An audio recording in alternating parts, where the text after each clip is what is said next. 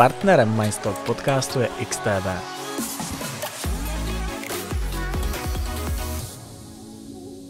XTB, kde vaše peníze pracují. Stáhni si e-book o nejoblíbenějších ETF a získáš Hero na měsíc zdarma.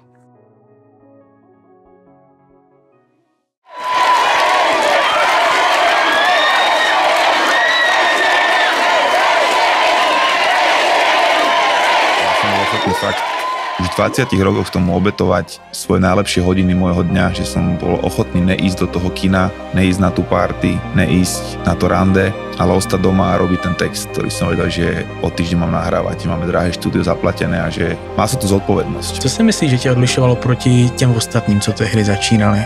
Konkrétne určite to, že som robil inteligentný, pozitívny, až spirituálny rap. To si zober, že je úplná anomália. Cítil jsi někdy ty tu závist, tu nezdravou? Jasné, že hej. A nemám to na sebe rád, ale musím priznať, že je to tam. My ako reperi sme súťaživí, vieš. Komu si třeba záviděl? Komukoľvek, kto bol lepší jak ja. Jaké jsi měl sny, když jsi byl malý kluk? Asi ako každý, peniaze, úspech, slávu, obdiv ľudí, potom to dosiahneš a zistíš, že to není úplne ono. Mým dnešním hostem je Mike Spirit.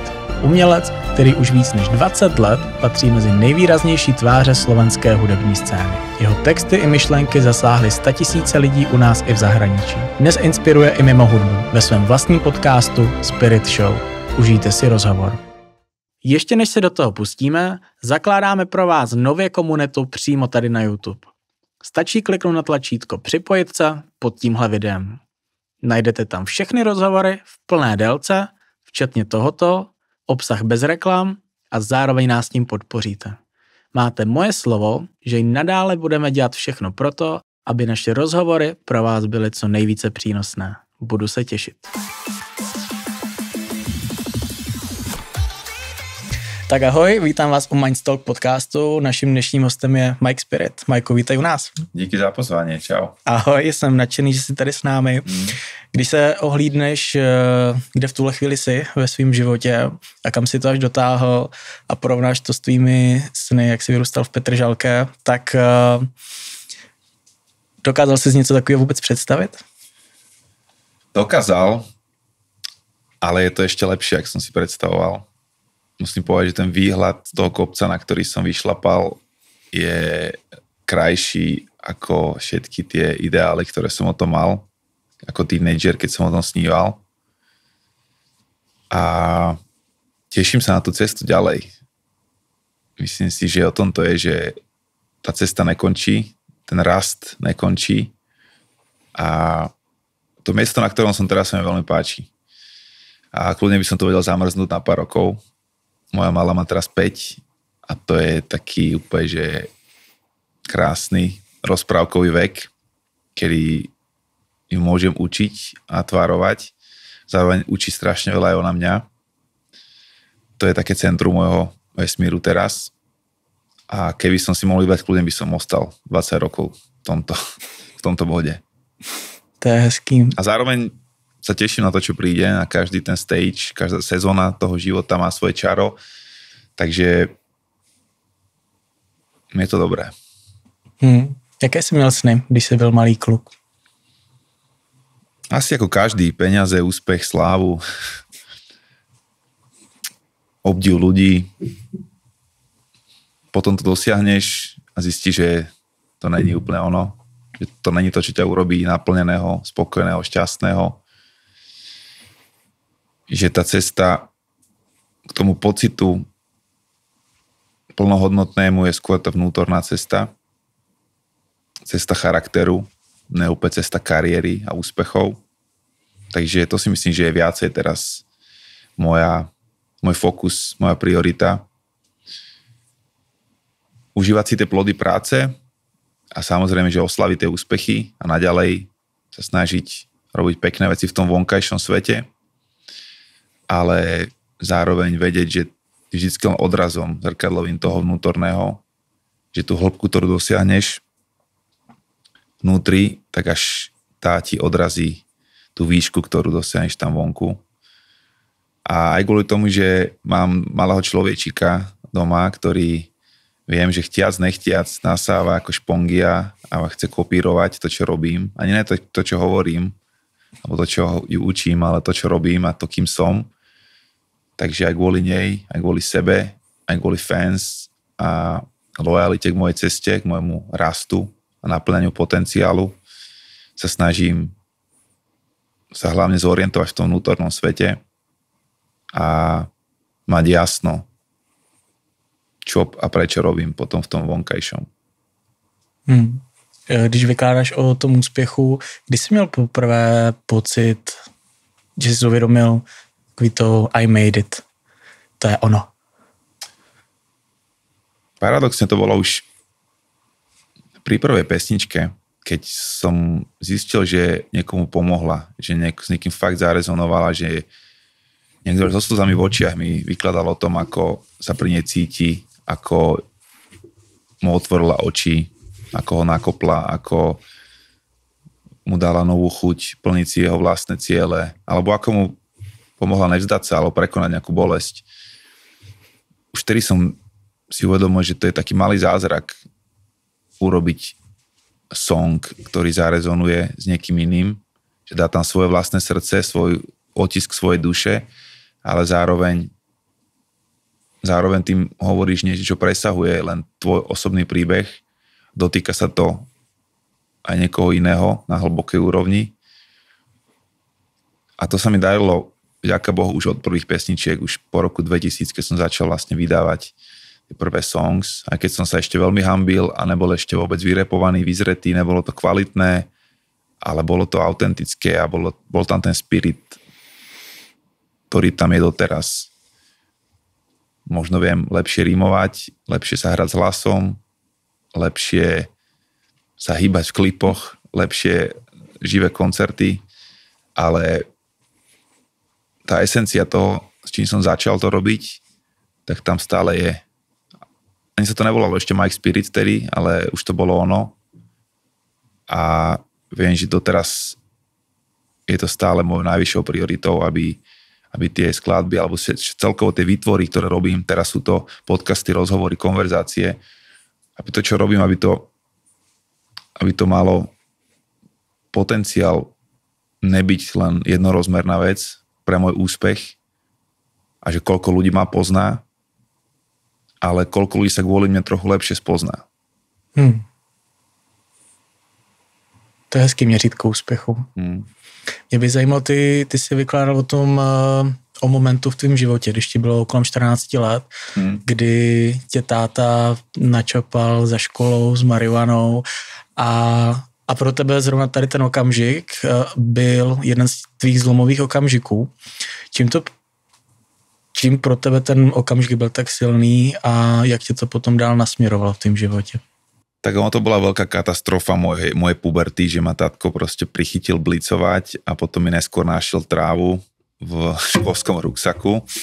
To už som bol na strednej a zrútil sa mi svet, lebo mi dal záracha vlastne na celú zimu.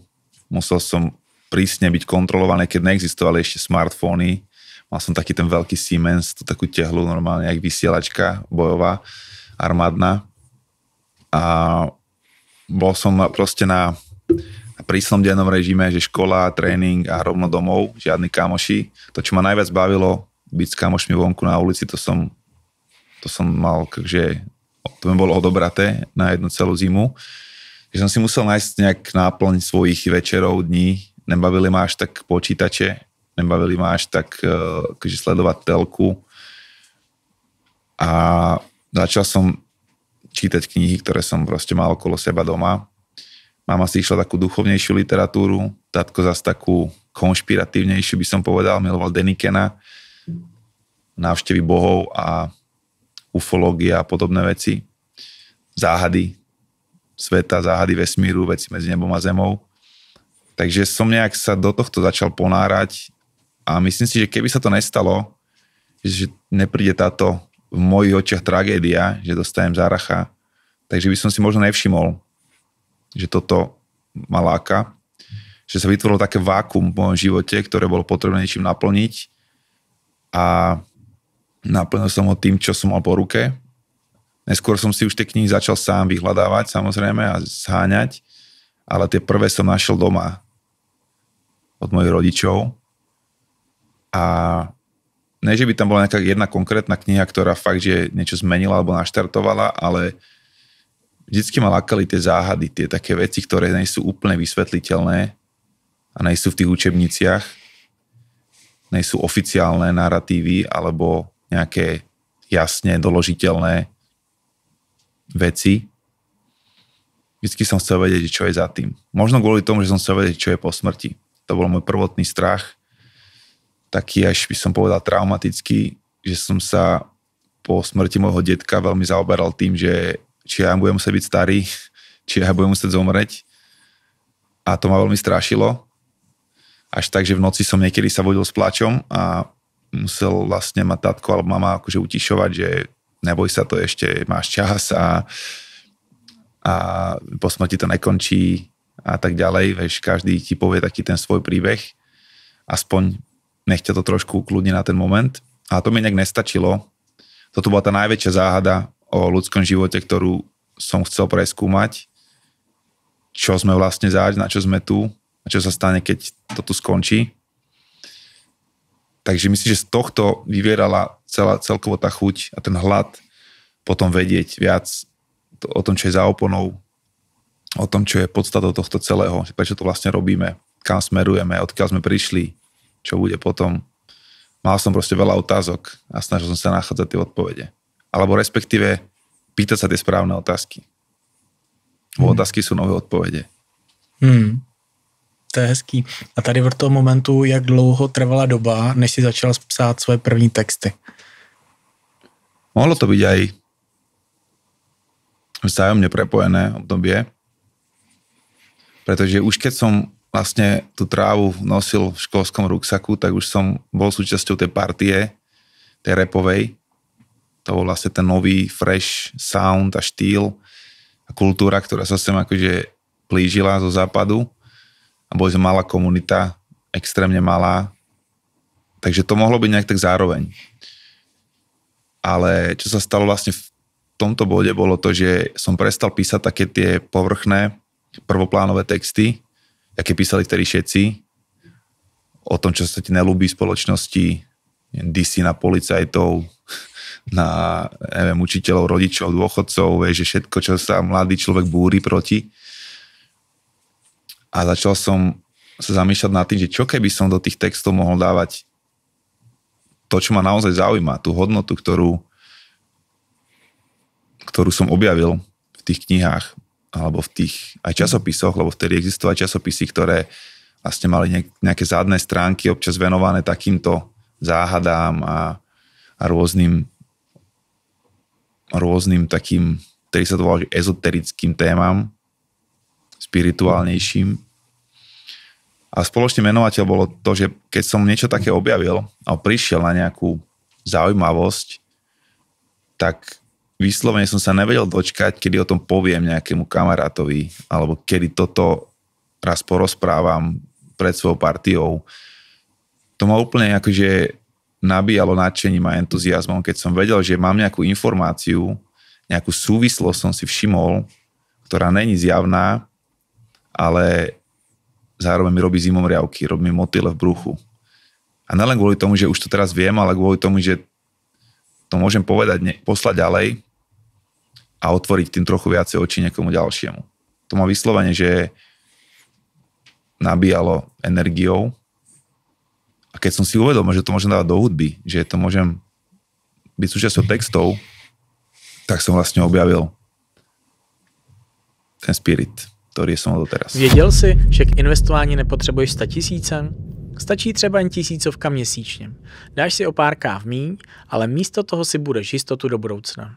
S XTB to zvládneš jednoduše. V češtině, s českou podporou a klidně už dnes. Stáhni si aplikaci přes odkaz v popisku a dej svým penězům konečně směr.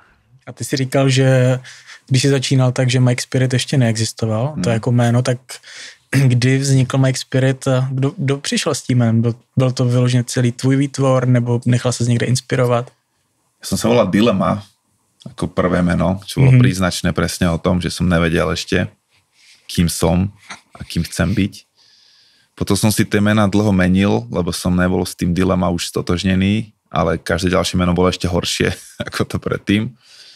až kým okolo 2009-10 som prišiel na meno Mike Spirit. Ale neviem úplne presne, že odkiaľ to pramení. Moja mama tvrdí, že mi to meno ponúkala už akože roky predtým. Ja si pamätám verziu, že môj brácho mladší si hovoril ako gamer Spiritko. Moja dušička priezvisko, takže vlastne on si to tak odvodil, že mali Spirit, že Spiritko.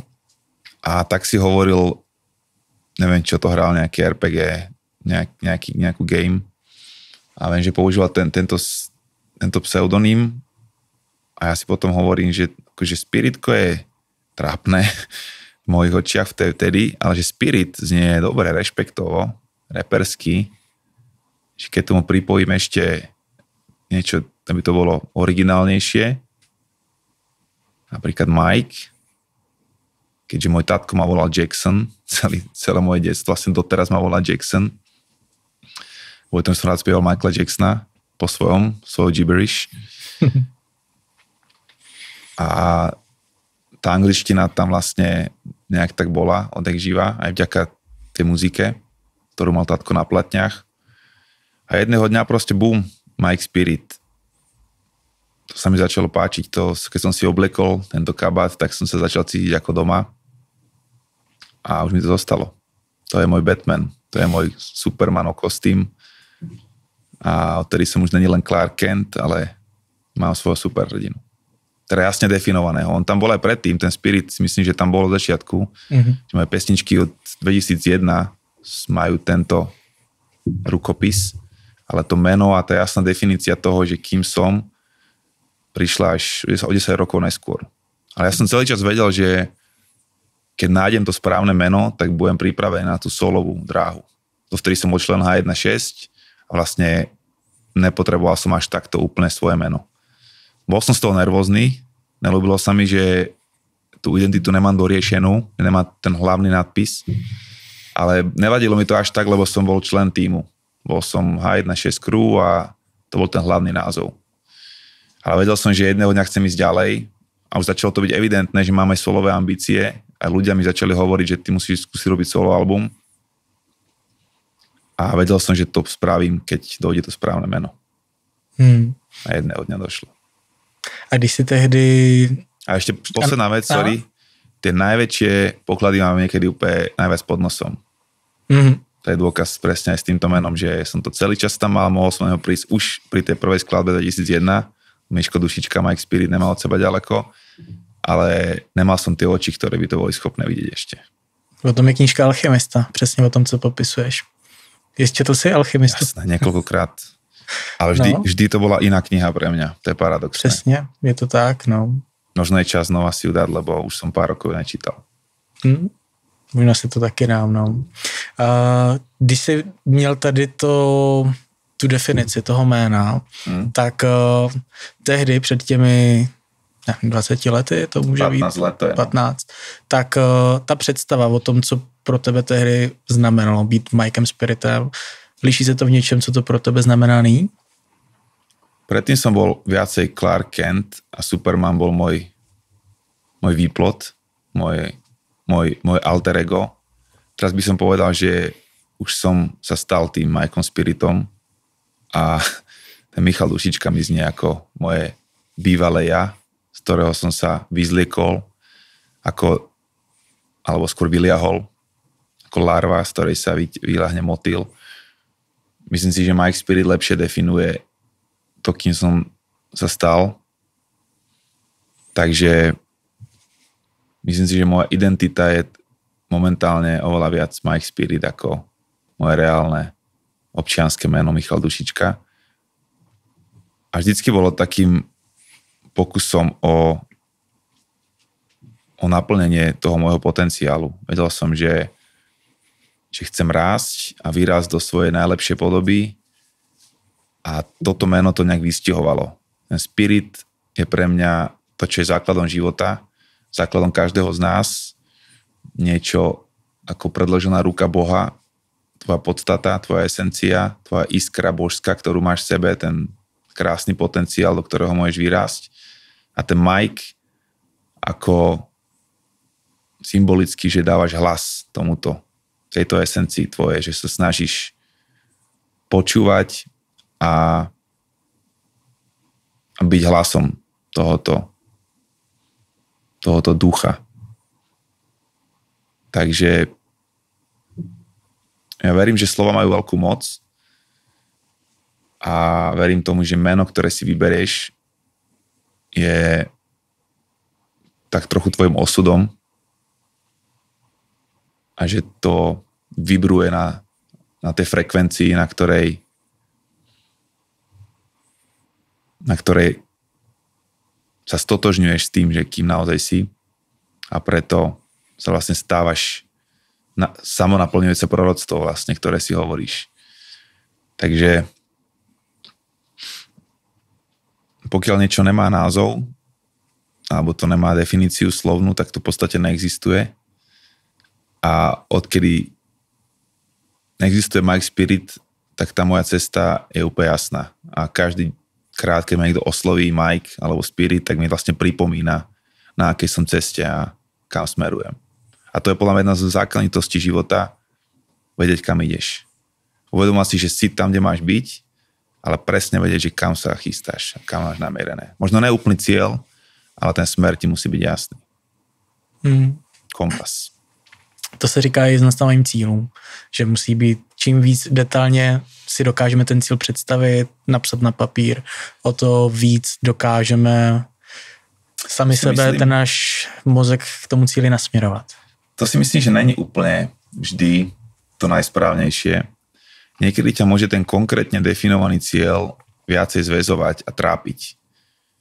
Že život ti niekedy ponúka niečo oveľa lepšie, ako to, čo si ty presne zadefinoval do toho svojho GPS-ka, že tam sa chceš dostať na tú adresu a ty si neuvedomíš, že sa možno okolnosti života trošku pomenili a ty by si naozaj mal a chcel ísť na úplne inú adresu, kam ťa život naozaj pošle a dotlačí, ale keď sa silou mocou držíš toho svojho predtým daného cieľa konkrétneho, tak sa oveľa viacej trápiš a nechápeš, že ten flow toho života ťa naozaj posiela k tomu, čo ti ešte viacej náleží ako ten tvoj cieľ. Takže áno, súhlasím, že jasne definovaný cieľ ti oveľa ľahšie pomôže určiť tie kroky, ktoré k nemu majú viesť, ale zároveň musíš vedieť byť v súlade s tým prúdom toho života a uvedomiť si, kedy sa zmení tá tvoja cesta k tomu cieľu. Že ja skôr verím v smer ako jasne definovaný cieľ. Že ten konkrétny cieľ ťa niekedy môže utrápiť k smrti, ale ten smer je svojou nekonkrétnosťou oveľa menej zväzujúci a oveľa viacej dáva slobodu ti meniť, vyvíjať sa s tým, ako plynie život. Lebo nikto z nás nevie predpovedať budúcnosť. To znamená, že konkrétne definovaný cieľ môže byť takisto obrovskou pascou, ako môže byť požehnaním. Skôr si myslím, že možno krátkodobý, jasne definovaný cieľ, ale v dlhodobej perspektíve je to v podstate len určitý smer, ale nejasne a konkrétne definovaná destinácia. Tak mi rozumieš, že ak to dáva zmysel. Určitě. 87% z vás, kteří nás pravidelně sledujete, stále neodebíráte náš kanál. Nezabere vám to ani 3 vteřiny. Zároveň nás tím podpoříte a o to lepší hosty pro vás budeme schopni zvát. Děkujem za podporu. Mě by zajímalo, ty jsi začínal před spousty lety. čtvrtstoročím. A těch lidí, co začínalo s hudbou tehdy, bylo spousta. Ne samozřejmě jak dnes, ale bylo jich víc. Ty si to dotáhl až na vrchol hudební scény, bez nadsázky. Co si myslíš, že tě odlišovalo proti těm ostatním, co tehdy začínali? Konkrétne určite to, že som robil inteligentný, pozitívny, až spirituálny rap. To si zober, že je úplná anomália, že hlavne v rokoch okolo 2000, keď všetci robili pouličný, prísny, agresívny rap, potetovaní chlapci a tak ďalej, tak vlastne mne bolo okamžite dané najavo, že nemám šancu v tomto športe sa presadiť, že hrám proste hokej medzi futbalistami, že som v úplne nesprávnej lige. Veľa ľudí mi hovorilo, že nikdy nebudem naozaj relevantný a už vôbec nie, že elitný reper, pretože nemám rozvedených rodičov, nie som z chudobnej rodiny, nie som z geta, kde sa vlastne predávajú drogy a tak ďalej. Pritom som žil akože v najväčšom sídlisku Petržalke a tam to bolo dosť divoké a tvrdé, takže svoju porciu tejto reality som si zažil. Ale bol som z dobrej rodiny, bol som pozitívny chalan, bol som inšpirovaný spiritualitou a mal inteligentné veci, čo nešlo úplne dokopy s tým mindsetom, ktorý vtedy existoval. Takže som trochu bol taká čierna ovca, alebo respektíve biela ovca rapovej rodiny. V tomto som bol úplne iný z začiatku a to som si neskôr pretavil na svoju výhodu, že urobiť zo svojho ako keby handicapu, považovaného inými, som si z toho urobil svoju vlastnú výhodu a vlastne svoj rukopis a to, čo ma odlišuje nelen kvantitatívne, ale úplne, že kvalitatívne od zvyšku kolegov. Myslím si, že tí, čo stáli zárovno so mnou pred 20 rokmi a teraz sú už dávno iba súčasťou histórie a vôbec nerelevantné aktívne mená, takže ten najväčší rozdiel by som povedal, že je klasický disciplína.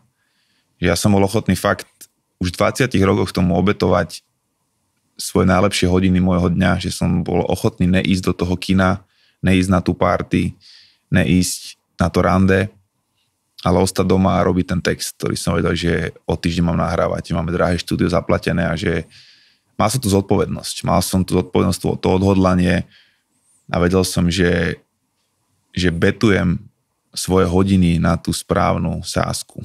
Vieš, čo myslím? Každý máme 4000 týždňov života. To je ľudský život. Teraz som niekde na 2140. týždni, dajme tomu. Vtedy som bol na nejakej prvej tisícke, hej, ale už som vtedy vedel, že to, čo robíš so svojím časom, bude definovať tvoju budúcnosť. To, na čo betuješ svoje hodiny, na čo vsadíš svoj deň, tak to vlastne spôsobuje v budúcnosti tvoju výhru alebo prehru. A ja som vedel, že chcem chodiť na party, chcem mať rande so ženami, chcem robiť tie úplne klasické veci, ktoré robia tínedžeri alebo mladí ľudia, ale zároveň som vedel, že ešte viacej chcem niečo budovať. Samého seba v prvom rade a byť pre iných takým majakom. Co to znamená? Život je komplikovaný, chaotický a keď nemáš ten jasne definovaný smer, nemáš kompas, podľa ktorého sa riadiš, tak sa veľmi ľahko stratíš a môžeš ísť veľmi rýchlo, môžeš byť produktívny, ale keď ideš nesprávnym smerom, tak to nič neznamená. A podľa mňa sú najvzácnejší tí ľudia, ktorí ti pripomínajú, ktorým smerom si sa rozhodol ísť, ktorým chceš ísť. To som chcel byť aj pre druhých. Jednak to robiť sám pre seba, ale potom o tom porozprávať ostatným, že ako to robím ja a zanechávať za sebou vlastne stopy. Lebo každá pesnička, každý album je v podstate taký zápis denníku o tom, kde si vtedy. Nemôžeš to brať ako definíciu svojej kariéry alebo svojej tvorby alebo svojej osobnosti, už vôbec ne, pretože o 3 dní sa môže niečo stať a ty si niekým úplne iným a už tie tvoje pravdy a tvrdenia neplatia. Takže ja som len chcel, nech každý môj zápis v tom denníku, každá tá pesnička, ktorú robím v tom čase, bola tým najlepším možným vyjadrením toho, kde som teraz a toho, akú hodnotu viem zanechať za sebou. A to, že chcem byť majákom, znamená, že chcem v tej búrke toho chaosu, toho sveta svietiť na cestu aj niekomu inému. Aj keby to mal byť len jeden človek, tak to dáva zmysel pre mňa. Snažiť sa o ten vlastný úspech, ale zároveň učiť to, čo by si chcelo sa naučiť najlepšie. Že učiteľ sa učí najviac. A ja som vedel, že keď si dám za cieľ, že chcem byť, najmä tomu, konzistentný a budem rozprávať o konzistentnosti iným ľuďom, tak sa sám o tej konzistentnosti veľa naučím. A potom ju môžem ukázať aj svojimi skutkami. To je hezký. To si popisoval i něco podobného i s tvojí dcerou, že jí musíš být vzorem, protože opakuje to, co děláš. Teď jsem nedávno slyšel hezký quote, že tvoje činy jsou tak hlasité, že neslyším, co říkáš. A je to tak. Byla na té tvé cestě někdy nějaká doba, kdy si přemýšlel, že s tím přestaneš? Že to bylo třeba těžký a přestalo ti to dávat smysl? Určite, hej. Ne, že by som chcel prestať, ale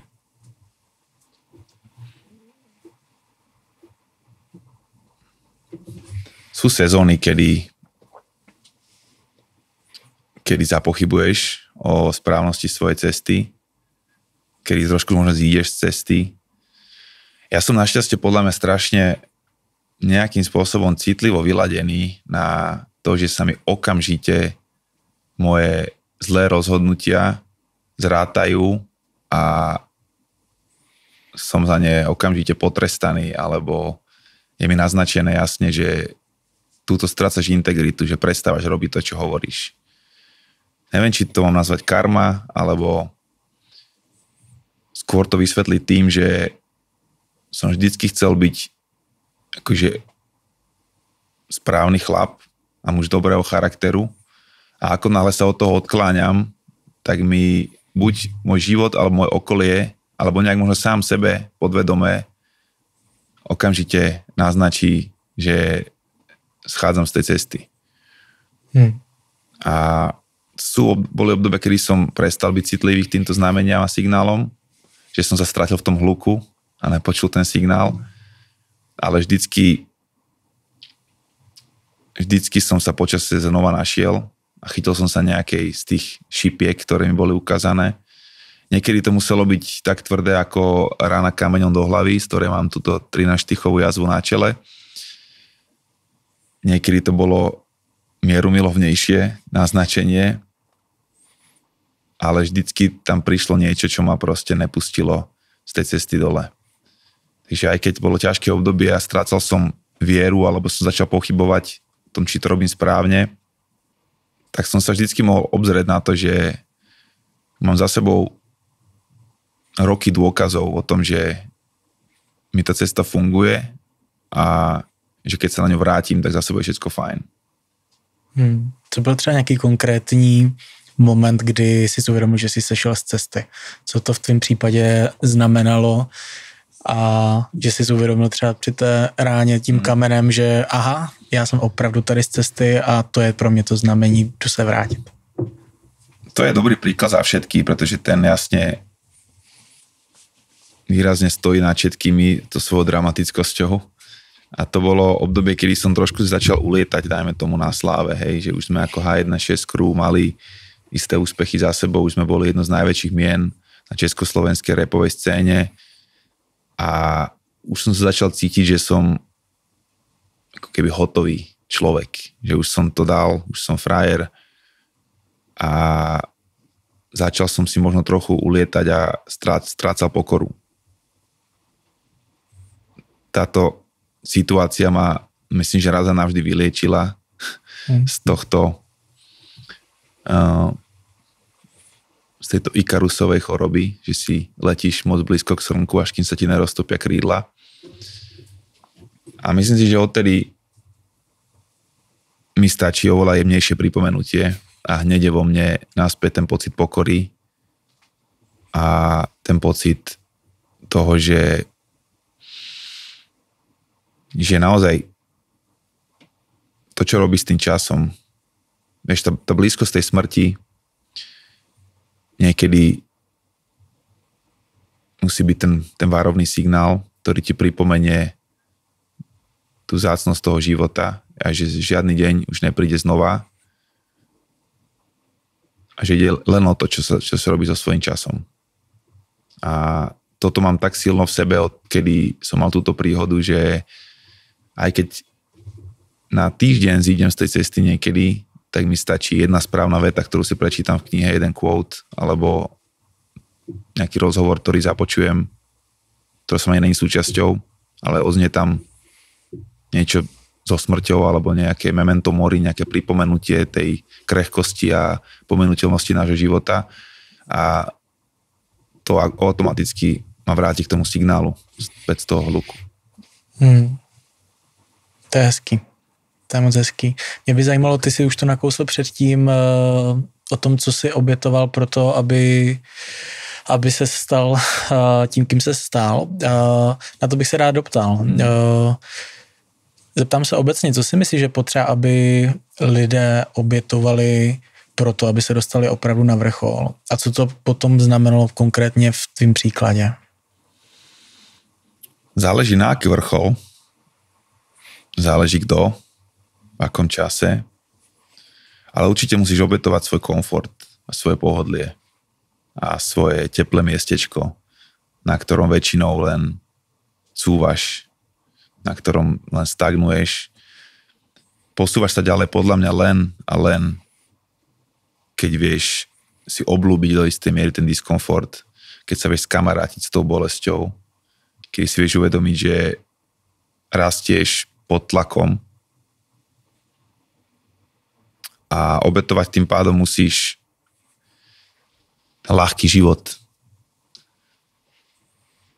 A momentálne podľa mňa sme v bode, kedy sa všetci tak trochu strácame v tom komforte a všetko, čo je trochu nepríjemné, bolestivé alebo nebodaj je tam nejaké utrpenie, tak to je automatický signál, že to je nesprávna cesta, že všetko musí ísť ľahko, keď to je tvoje, keď je to súdené.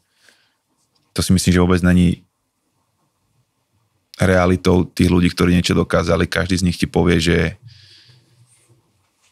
že to má byť ťažké, že to je ťažké. Tie veľké veci majú byť ťažké. Poraziť veľkého draka nemôže byť jednoduché, a len dráci ukrývajú poklad.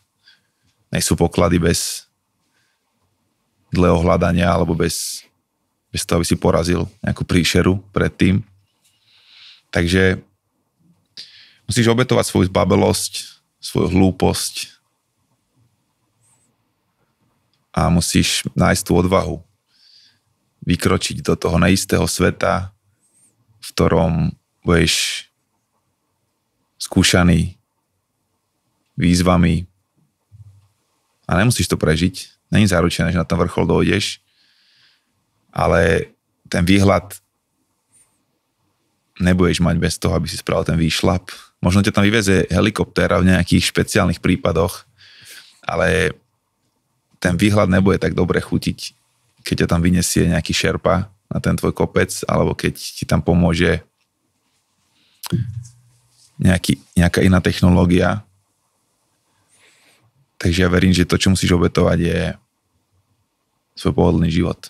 Musíš nájsť tú disciplínu, to robí ten rozdiel medzi úspešnými a tými, čo ostanú priemerní. Co byla pro tebe konkrétně největší oběť? Minule som rozmýšľal nad tým konceptom, že hard work versus smart work. A pridal som k tomu ešte artwork. Pretože ako náhle robíš niečo s vášňou a robíš to, čo miluješ, tak aj tá hard work ti príde ako že si vieš užiť a automaticky to robíš ako smart work, pretože si v tom stále lepšie, lebo ťa to baví a tým pádom to zmajstruješ a si v tom šampión. To znamená, že ešte lepšie ako snažiť sa tvrdo pracovať na niečom alebo niečo robiť super efektívne je zamilovať sa do svojho a robiť to ako svoje umenie, čokoľvek robíš. A čo som vybral ja, cesta, ktorú som si vybral ja, je moje umenie a tým pádom necítim, že by som musel naozaj akože niečo akoby obetovať. Pretože aj tie ťažké chvíle, aj tie výzvy, aj to, čo som musel odmietnúť kvôli tomu, aby som mohol robiť to, čo robím, tak mi to nepríde ako obeť, ale ako jasná voľba. Ale viem, na čo sa pýtaš a myslím si, že tá najväčšia obeť je ten čas, ktorý sa rozhodneš venovať nejakej práci namiesto nejakej zábavy. Vždycky je to ten trade-off medzi tým. Nikdy není, že toto je správne rozhodnutie. Záleží, kam mieríš a v akom kontexte rozmýšľaš. A ja som našiel spôsob, ako si užívať aj to, čo by iní volali tvrdá práca. Takže to nevidím ako obeť, ale ako súčasť mojej cesty. Hezky. Říkám si teď, když nás poslouchá někdo, kdo je na začátku jeho cesty a třeba je to nějaký umělec a teď nás poslouchá a říká si, že bavíme se o disciplíně, o tom diskomfortu, že si jdeš za těmi sny, ale říká si, no jo, ale já třeba nemám tolik talentu, jako ten Mike, který ho poslouchám. Jak si myslíš, když jsme na té disciplíně, do jaké roli třeba je v tom, co děláš ty, je důležitý talent, třeba na kolik procent a potom právě ta dřina, ta disciplína, ta konzistence? Talent je určite dôležitý. Nešiel by som zase do toho, že na talente vôbec nezáleží. Talent je to semienko, ktoré máš. Tá disciplína je to zalievanie a to, že je v dobrej pôde, že sa o ňo staráš. Talent je to, kde začínaš. To je vlastne tvoj nejaký base, na ktorom ideš stávať teraz svoj hrad. Oveľa dôležitejší ako talent je podľa mňa tvoj potenciál, ktorý naozaj máš, alebo ktorému uveríš, že máš. Na každého Mozarta, ktorý sa narodil ako super talentované dieťa, teraz aspoň tak je to prezentované, je 1000 Bachov. Johann Sebastian Bach, ktorý našiel svoju genialitu až v neskoršom veku, až v zrelom veku. Ja si myslím, že úspech je oveľa viacej otázkou výchovy, výživy, nurture, ako že to je vrodené, že to je nature. Nature versus nurture. Vždycky tá debata o tom, že či to je viacej o tom, že tvoje gény môžu za tvoj úspech, alebo či to je o tom, že či tvoje činy, tvoje rozhodnutia, tvoje každodenné správanie môže za tvoj úspech. Talent je určite dôležitý a nejaké predispozície na to, že proste, keď máš 1,50 m, nebudeš môcť byť v tej NBA. To je jasne dané. Že ten Kobe Bryant mal proste výhodu, že bol vysoký a veľký, ale to, čo ho urobilo Kobe Bryantom, je to, že si pridal tréning navyše o 5 ráno. Ešte predtým, ako mali všetci skupinový tréning o 8, ďalší na obed a potom po obede. Takže namiesto 3 tréningov trénoval 4, niekedy 5 tréningov za deň. Keď toto robíš počas 10 rokov, tak sa tak ďaleko vzdiališ svojej konkurencii, že už ťa nedobehnú, ani keby si išiel im naproti. Že si totálne v inej lige, aj keby si hral s dorastencami prvú ligu. Takže disciplína a tá poctivá práca je podľa mňa to, čo urobí ten rozdiel. A aj ten Mozart, ktorý sa zdá, že je super talentovaný, tak musel najprv 10 rokov hrať sonety a kompozície iných veľkých skladateľov, až potom začal tvoriť to, čím je známy ako Mozart. A on musel prejsť dekádou tvrdej, poctivej práce, na ktorej si brúsil ten svoj talent. Takže nefixoval by som sa na ten talent, lebo to je niečo, čo je dané. Fixoval by som sa na to, keby som bol tým mladým človekom, čo je ten môj potenciál. Ja naozaj verím, že každý sme sem prišli s nejakým darom. Možno ne každý má talent na tú istú vec, ale každý má potenciál rozvinúť sa do niečoho úžasného a stať sa nejakou naozaj inšpiratívnou osobnosťou. Keď pochopí ten svoj potenciál, keď na tom začne pracovať a keď bude robiť všetko preto, aby vyrástol do tej svojej najlepšej verzie. Možno nebude môcť byť každý v tej NBA, ale každý sa môže stať excelentným v tom svojom. Zajímalo by mě, jak pracuješ s porovnáváním. Inklinuješ k tomu, věřím, spousta lidí na začátku své cesty minimálně se porovnává a vždycky se porovnáváme s těmi našimi vzory a s lidmi v našem věku a s těmi rapery, co už mají ty čísla, mají ty prachy. Jak si tady s tím pracoval? Ja si myslím, že je dobrý typ závisti a zlý. A že to porovnávanie je úplne prirodzená vlastnosť ľudí. Keď sa niekto tvári, že sa s nikým neporovnáva, tak podľa mňa klame, pretože je to normálna vec, že vidíš svojho staršieho brata, ktorý už dokáže si otvoriť sám dvere a závidíš mu to istým spôsobom, chceš to dokázať aj ty. Je veľký rozdiel niekomu závidieť, že už je na tej ceste pred tebou a že tam by si jedného dňa chcel byť aj ty, a je úplne iné, keď závidíš s tým, že si hovoríš, že tam som mal byť ja, že to si nezaslúži on, ale toto malo byť moje. To je tá zlá závisť, ktorá podľa mňa škodí, ktorá je skôr ako žiarlivosť, že nedopraješ ten úspech tomu druhému, pretože cítiš, že to mal byť tvoj úspech. To je tá škodná žiarlivosť, závisť, porovnávanie. A v tom dobrom slova zmysle ťa to môže inšpirovať, keď si to interpretuješ ako, že OK, tento mi ukázal, že ako sa to dá. Tento mi ukázal, kam až sa dá ísť. Tento mi ukázal spôsob, akým môžem túto vec dokázať, tak to môže byť inšpiratívne a tom porovnávaní není keby nič zlé. Záleží, akým spôsobom ho použiješ. Je to nástroj ako všetky ostatné. A opäť záleží, koho si vybereš za tie svoje vzory. S kým sa budeš porovnávať. Či sa chceš porovnávať s tým, kto je na obálke Forbesu, pretože má najviac peňazí a všetky tie hráčky, ktoré by si chcel aj ty, má ten úspech a ten status. Alebo že sa budeš porovnávať s najspravodlivejším, najmúdrejším človekom vo svojom okolí, čo môže byť tvoj tatko alebo tvoj strýko, ktorý skôr pracuje na tých vnútorných hodnotách toho charakteru a má veľkú sebakontrolu a možno nemá veľké bankové konto, ale je dobrý človek, ktorý za sebou zanecháva šťastnejších ľudí.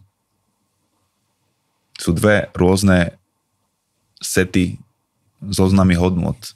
Jedni sú tie, ktoré píšeš do svojho životopisu, keď sa hlásiš do nejakej firmy na pohovor, tvoje úspechy, tvoje schopnosti, tvoja profesionalita, tvoje ambície, ale druhý zoznam hodnot čítajú na tvojom pohrebe ľudia, ktorí ťa mali radi. Aké si mal kvality charakteru, jak si sa správal k tým najmenším, čo si robil bežné dennodenne pre iných ľudí, ako si prispieval na charitu aj anonymne, keď o tom nikto nevedel. Čo si robil, keď ťa nikto nevidí, keď nie sú tie kamery všetky na tebe nastavené. To je úplne iný set hodnot a na konci života záleží na týchto hodnotách oveľa viacej, jak na tých, ktoré kričia do sveta. Tieto sú tiché a častokrát si ich nevšímame, ale tá smrť je spravodlivá v tom, že je to zúčtovateľ, ktorý je nakoniec na všetkých dá na tú istú rovinu a tam pôjde skôr o tie hodnoty toho charakteru a tie vnútorné princípy, ako to, čo sa leskne a to, čo nám je prezentované našou kultúrou, ako to, čo k tomu, čo máme ašpirovať. Jak si popsal ty dva druhy porovnávání, cítil si někdy ty i tu závist, tu nezdravou? Jasné, že hej. A nemám to na sebe rád, ale musím priznať, že je to tam. My ako reperi sme súťaživí, vieš, že proste je to predsa len ako šport. Komu si třeba záviděl na tvé cestě v tých začátcích? Komukoľvek, kto bol lepší, jak ja.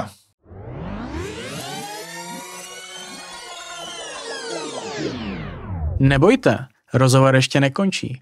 Celý rozhovor si můžete poslechnout už nyní na tomhle YouTube kanále přes tlačítko připojit se pod tímhle videem. Budu se těšit. Najhoršie na tom je, že to škodí najviac tebe, že sa začínaš nemať rád, že začínaš si uvedomovať, že si k niekomu není fér, ako z toho urobiť, že ne, že tam som mal byť ja, ale že tam sa raz ja vrátim. Nezáleží, ako je posolstvo, ktoré robíš prijaté, ale ako je prezentované. To je tvoja súčasť, to je to, čo máš pod kontrolou. Práve to najlepšie, čo môžeš preto, aby to, čo robíš, zapôsobilo vo svete, malo ten efekt, ktorý si ty želáš.